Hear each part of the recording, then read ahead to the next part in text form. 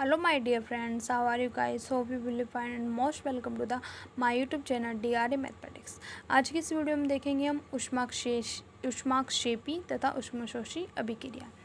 ऊष्माक्षेपी अभिक्रियाएं वे रासायनिक अभिक्रियाएं जिनमें ऊष्मा निर्मुक्त का मतलब ऊष्मा निकलती है, ऊष्मा निर्मुक्त होती है, ऊष्माक्षेपी अभिक्रिया कहलाती है। जैसे ग्रेफाइट सी ऑटो ऑक्सीजन यानी gas equal carbon dioxide gas. यहाँ पे देखिए 94.0 किलो कैलोरी। यहाँ पे जब ये ग्रेफाइट और ऑक्सीजन क्रिया करते हैं तो कार्बन डाइऑक्साइड बनता है, और जब ये कार्बन डाइऑक्साइड बनता है तो उसमें ऊष्मा निर्मुक्त होती है, यानी कि ऊष्मा निकलती है जब ये अभिक्रिया होती है। नंबर 2 पे आपकी ऊष्माशोषी अभिक्रिया वह रासायनिक अभिक्रिया जिनमें ऊष्मा का अवशोषण होता है। ऊष्माशोषी अभिक्रिया कहले अवशोषण का मतलब शोषण, जैसे अवशोषित करना। जैसे आपका दूध और ब्रेड को खाते हैं, जैसे दूध के गिलास में आप ब्रेड को डालते हैं तो जब ब्रेड जो होता है ब्रेड उसमें दूध अवशोषित हो जाता है। सारा ब्रेड जो होता है वो दूध को अपने अंदर समाने की कोशिश करता है। तो इसी प्रकार जब आपकी कोई अभिक्रिया पूरी होगी और उसमें ऊष्मा की आवश्यकता होगी तो उसको कहेंगे ऊष्माशोषी अभिक्रिया। और जिस अभिक्रिया के होते समय आपकी ऊष्मा निर्मुक्त होगी तो ऊष्माक्षेपी अभिक्रिया, और जिस अभिक्रिया में ऊष्मा अवशोषित होगी यानी कि ऊष्मा का ग्रहण होगा तो वो वहाँ होगी ऊष्माशोषी अभिक्रिया। जैसे जब नाइट्रोजन और ऑक्सीजन के मिश्रण को उच्च ताप पर गर्म किया जाता है तो नाइट्रिक ऑक्साइड NO बनता है एवं ऊष्मा वातावरण से अवशोषित की जाती। N2 + O2 = NO- में 45 किलो कैलोरी ऊष्मा।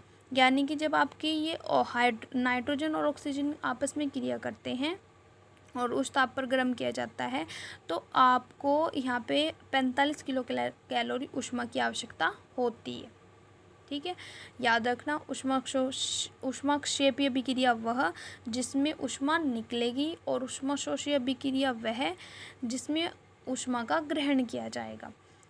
दैनिक जीवन में उपचयन ऑक्सीकरण अभिक्रियाओं का प्रभाव। संरक्षण विकृगंधिता।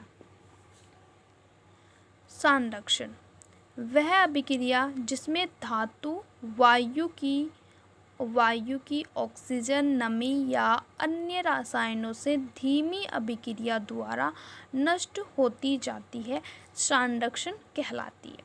जैसे आपका धातु लोहा है और उस पर वायु या नमी बरसात का थोड़ा बहुत उससे नमी आ जाती है तो उसमें जंग लगना स्टार्ट हो जाता है, तो वह प्रक्रिया आपकी संरक्षण कहलाती है। ठीक है, जैसे कोई भी धातु, जैसे इसमें कहा गया है वह अभिक्रिया जिसमें धातु वायु ऑक्सीजन नमी या अन्य रसायनों से धीमी अभिक्रिया द्वारा नष्ट होती जाती है तो संरक्षण कहलाती है। उदाहरण लोहे पर जंग लगना, चांदी के आभूषण पर काली परत का जमना आदि।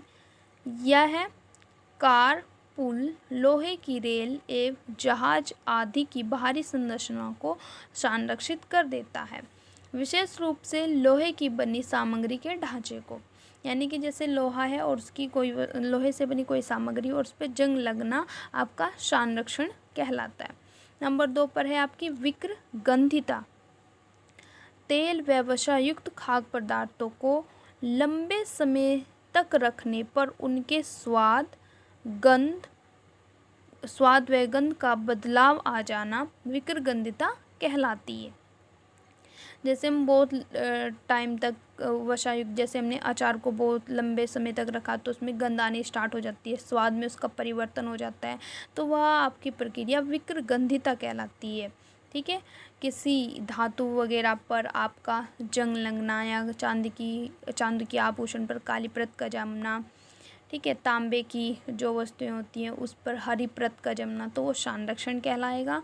और विकृगंधिता वो होगी जो तेल वसा युक्त खाद्य पदार्थ होंगे आपके, उसको लंबे समय तक जब हम रखते हैं तो उसके स्वाद और गंध में जो परिवर्तन आता है वह विकृगंधिता कहलाती है। जैसे यहाँ लिखा हुआ है विकृगंधिता तेल व वसा युक्त खाद्य पदार्थों को लंबे समय तक रखने पर उनके स्वाद स्वाद व गंध बदल स्वाद का गंध में परिवर्तन होना विकृगंधिता कहलाता है।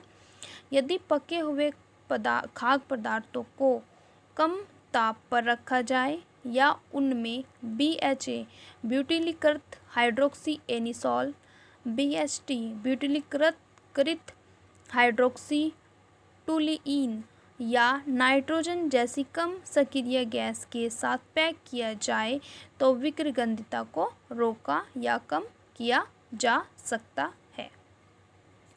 हमने जो 10th क्लास का फर्स्ट चैप्टर था आपका रासायनिक अभिक्रिया एवं समीकरण, उसकी पूरी समरी को हमने कंप्लीट करा दिया है।